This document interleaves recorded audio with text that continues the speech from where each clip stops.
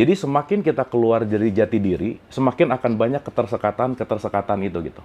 Nah, kalau tadi bicara bahayanya, kita akan berputar-putar di wilayah keterpisahan, yang akhirnya nanti keterpisahan ini akan membuat kita stres, depresi, anxiety gitu misalnya, overthinking, dan nanti itu akan membuat kita hidupnya jadi nggak selaras gitu.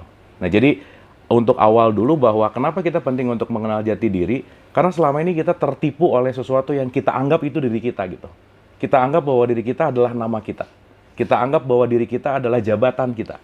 Kita anggap bahwa diri kita adalah status sosial kita. Dan ketika kita melekat kepada itu semua, ketika ini semuanya hilang, kita akan kehilangan, dan di situ kita akan banyak stres gitu. Post power syndrome misalnya.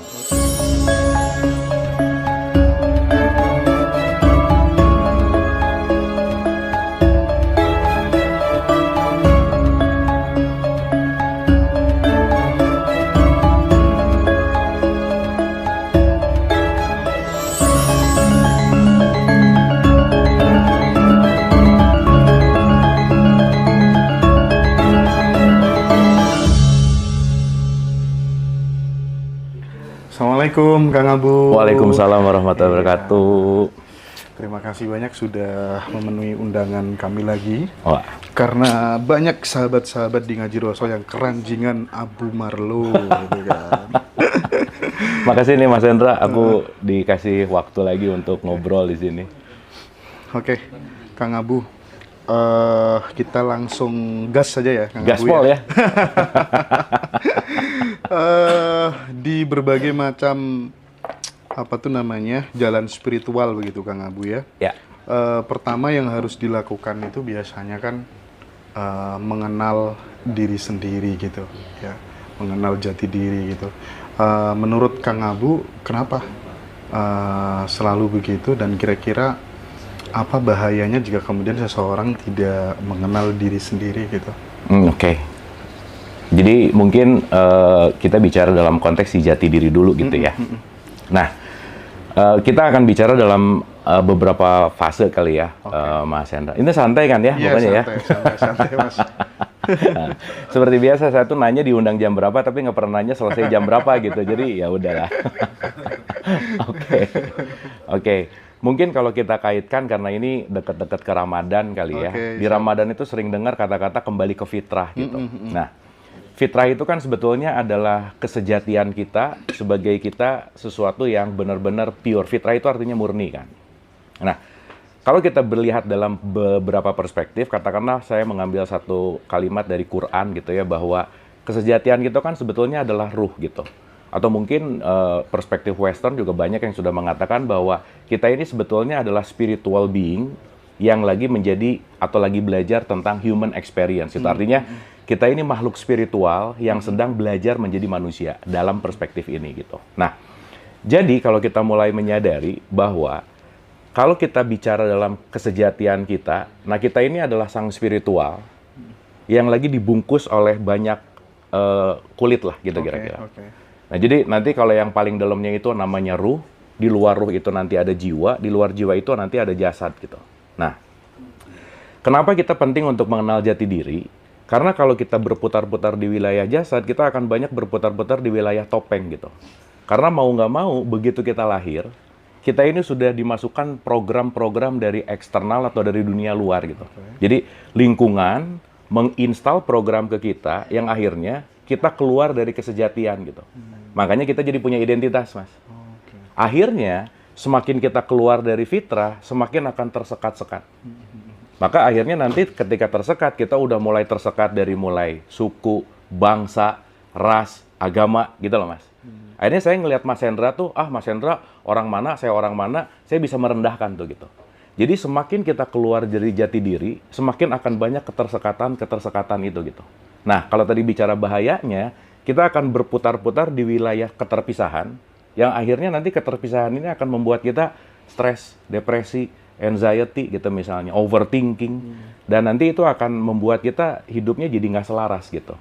Nah, jadi untuk awal dulu bahwa kenapa kita penting untuk mengenal jati diri, karena selama ini kita tertipu oleh sesuatu yang kita anggap itu diri kita gitu. Kita anggap bahwa diri kita adalah nama kita. Kita anggap bahwa diri kita adalah jabatan kita. Kita anggap bahwa diri kita adalah status sosial kita. Dan ketika kita melekat kepada itu semua, ketika ini semuanya hilang, kita akan kehilangan, dan di situ kita akan banyak stres gitu. Post power syndrome misalnya, Mas. Ketika dia menjabat, dan dia merasa bahwa jabatannya adalah aku, dan lupa bahwa setiap jabatan pasti ada masa berlakunya, ketika lepas, pasti dia stres gitu. Nah, jadi inti sederhananya adalah, kenapa kita penting untuk mengenal jati diri? Karena tanpa mengenal jati diri, kita nggak akan pernah bisa menikmati hidup gitu. Dan kita hanya akan terus mencari, menggapai, terus deh. Dan nggak akan pernah ngerasa cukup aja gitu. Sebanyak apapun, nggak akan cukup. Karena cukup itu ya cukup. Banyak belum tentu cukup. Kurang apalagi gitu. Nah, itu yang menarik gitu. Nah, jadi intinya adalah, kalau kita mau selaras dan bisa menikmati hidup, poin intinya adalah bagaimana kita bisa mengenal si jati diri gitu. Jadi toxic sukses itu terjadi, mungkin salah satu penyebabnya karena kita tidak mengenal jati diri. That's it. Dia mencari terus gitu, mencari validasi terus. Dan yang menarik adalah ketika orang nggak mencari jati diri, dia akan memuaskan orang lain sih sebenarnya. Bahkan dia beli ini untuk memuaskan tetangganya, gitu Mas. Bahkan nyari baju aja, dia nanya dulu ke orang lain, ini aku pantas nggak pakai ini? Dan dia memaksakan untuk menggunakan yang dia nggak suka gitu. Hanya untuk apa? Memuaskan orang lain. Padahal menariknya, orang lain juga nggak peduli-peduli amat sih. Yang lucu, kita coba memuaskan orang lain, coba ngebuat mengimpress orang lain, tapi yang menariknya si orang lain juga jangan-jangan emang nggak terlalu peduli sih gitu.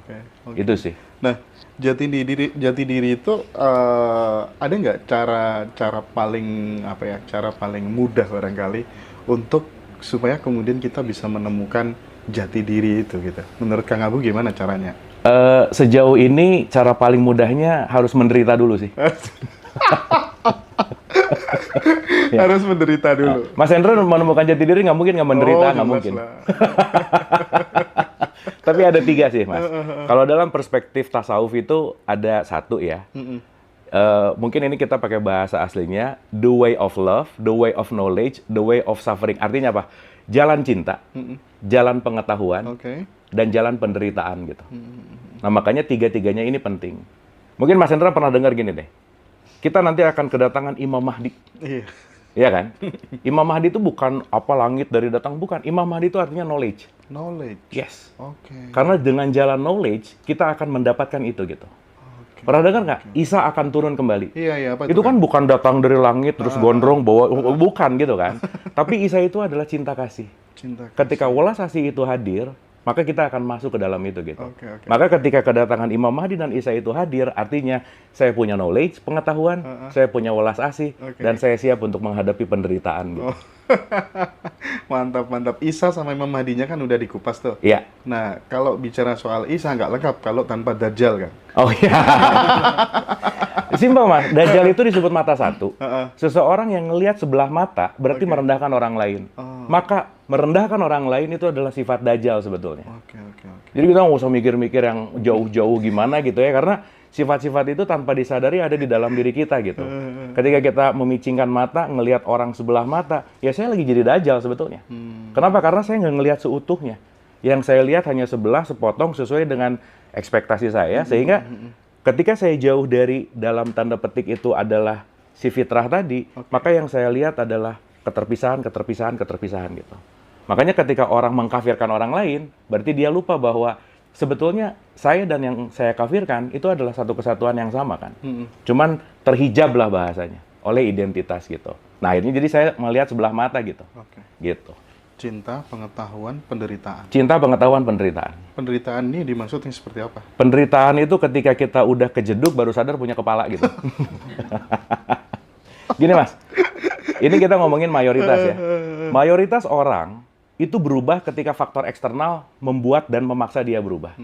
Nunggu sakit dulu, baru berubah. Nunggu susah dulu, baru berubah gitu. Dan nanti kita ngerti bahwa ternyata juga penderitaan itu adalah jalan memanggil kita pulang gitu. Makanya kalau saya selalu mengutip statementnya Rumi itu selalu mengatakan bahwa luka adalah tempat cahaya masuk gitu. Kalau kita nggak pernah terluka, nggak akan mungkin ada cahaya masuk gitu. Nah artinya, kalau kita sedang terpuruk lah, sedang mengalami down gitu ya, lagi ngalamin sesuatu hal yang buruk, sebetulnya itu undangan Tuhan untuk kembali sih sebenarnya. Ayo dong, pulang dong, balik ke fitrah dong gitu. Karena hanya dalam konteks ketika kita mentok, kita baru bisa surrender gitu. Kita baru bisa pasrah. Nah, kepasrahan itu yang diperlukan untuk kembali gitu. Itu sih. Oke. Jati diri atau diri sejati itu yang Kang Abu pahami itu apakah sama dengan Tuhan itu sendiri? Ya, mungkin gini ya. Kalau kita bicara tentang Tuhan itu kan luas gitu ya. Saya ngambil perspektif sederhana begini. Bahwa saya selalu mengatakan Tuhan itu adalah kecerdasan tanpa batas. Okay. Maka kecerdasan tanpa batas yang bergerak itu menjadi energi dan percikannya itu menjadi ruh. Gitu. Nah, semua makhluk ini kan percikannya dia gitu. Nah, percikan ini yang murni gitulah kira-kira. Nah, ketika si percikan yang murni ini yang disebut sang daya hidup dalam perspektif mungkin disebut sebagai Atman, entah itu disebut sebagai ruh, apapun penamaannya. Atau mungkin ini disebut sebagai kesadaran itu sendiri gitu, sang kesadaran gitu. Sang kesadaran. Nah, jadi dia tuh yang nggak pernah berubah kapanpun dan dimanapun. Karena tubuh fisik mau nggak mau, foto kita dari TK sampai sekarang berubah, ya kan? Pikiran berubah, perasaan berubah. Yang nggak pernah berubah itu adalah sang hidup ini sendiri. Maka ketika kita melihat atau kita melampaui semua yang berubah kepada yang tidak berubah, nah inilah yang disebut sebagai sang kesadaran itu sendiri gitu. Nah, jadi kalau tadi pertanyaannya bagian dari Tuhan, ya kita ini kan tetesan dari lautan itu sendiri gitu. Maka ketika kita menyatu, ya kita kembali kepada lautan gitu.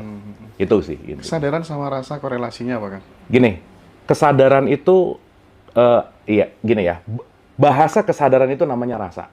Bahasa kesadaran namanya rasa. Bahasa otak namanya pikiran. Bahasa tubuh namanya feeling perasaan. Nah, berarti kalau kita bicara tentang kesadaran, dia menggunakan statement rasa. Tapi kalau kita mau menggunakan intelektual, bahasa otak itu pikiran. Tapi kalau kita mau menggunakan emotion, bahasa tubuh itu adalah perasaan gitu. Gitu kira-kira. Mengenal diri itu kan terkesan mudah. Ya.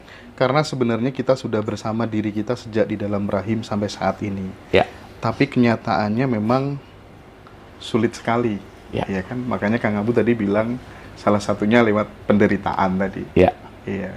Dan pada saat yang jadi masalah sekarang gini, Kang, dalam rangka untuk mengenal diri yang sejati khususnya gitu, masyarakat gitu, secara kolektif gitu dihadapkan dengan berbagai macam spiritual trap, ya kan, guru-guru spiritual yang memanfaatkan murid-muridnya. Jebakan Batman spiritual lah ya. Luar biasa itu. Lebih ngeri ketimbang religion sendiri. Iya kan. Ada yang apa tuh namanya jualan retreat itu 2 hari bisa dapat 1 M dia. Ya kan, terus kemudian karena dia mengaku bahwa dirinya reinkarnasi dari tokoh-tokoh yang dianggap sebagai roh suci begitu di masa lalu begitu.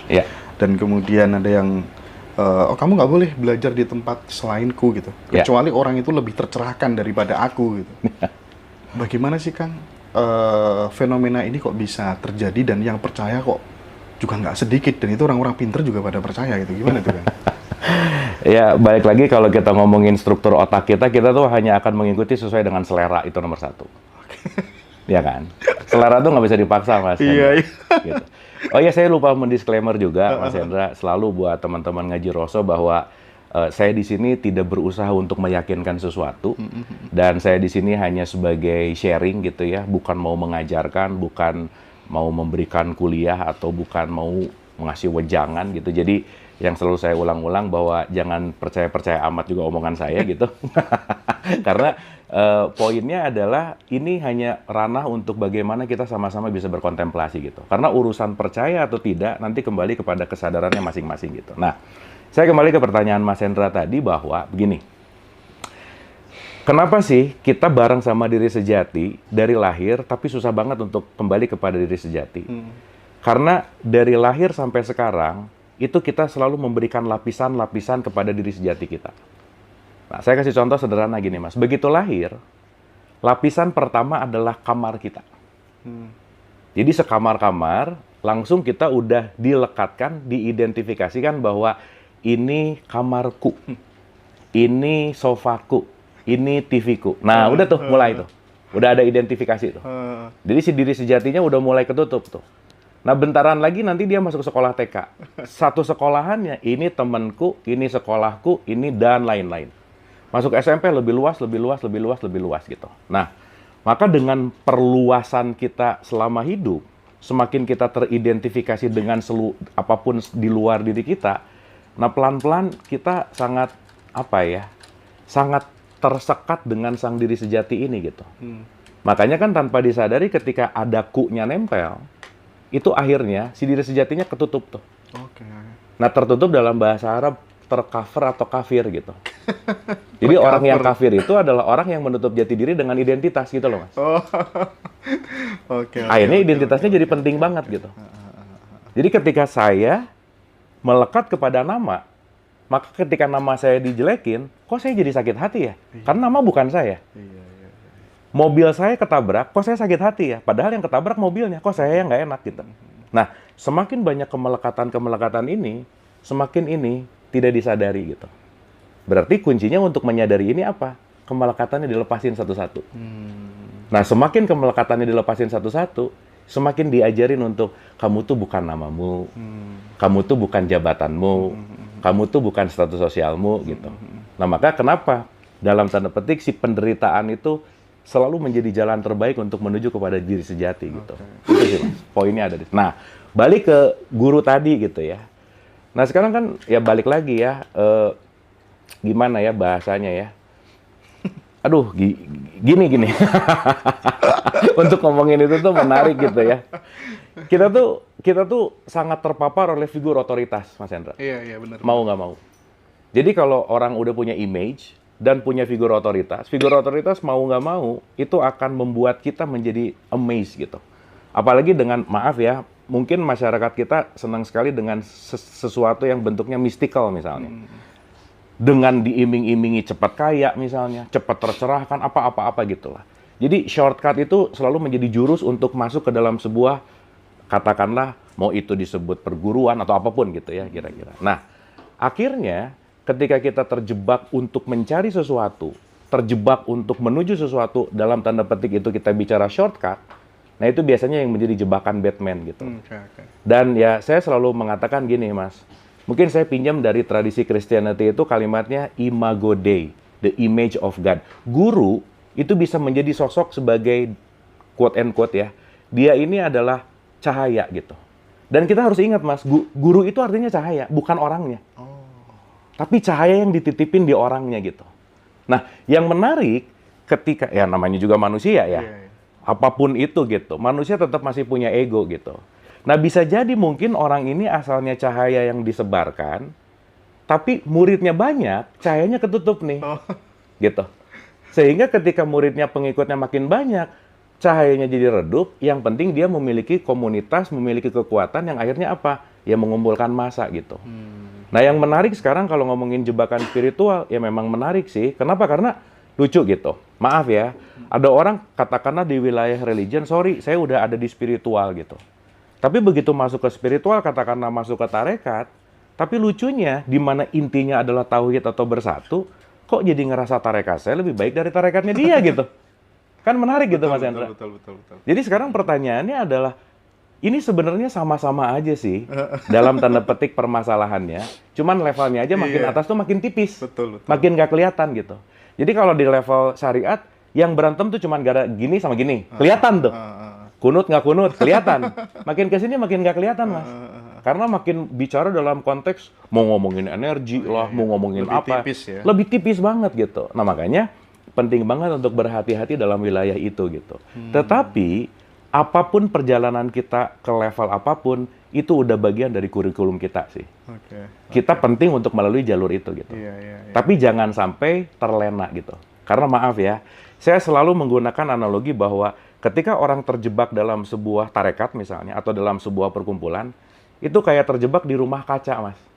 Dia merasa enlightenment, tapi nggak bisa kemana-mana. Dikurung di situ gitu. Diulang lagi. Dan biasanya tipikalnya nanti ada 1, naik kelas 2, 2, 3. Oh, ini nanti nggak diulang-ulang terus gitu. Dan itu nanti muter lagi, diulang-ulang terus muter lagi. Nah, jadi saya rasa penting banget untuk kita tetap, kalau pakai bahasanya eling gitu ya, eling lan waspodo gitu. Sadarilah bahwa guru itu bukan siapanya, tetapi cahayanya gitu. Dan dalam perspektif saya, pada akhirnya siapapun yang kita temukan di luar sebagai guru, guru sejati kita tetap ada di dalam sih.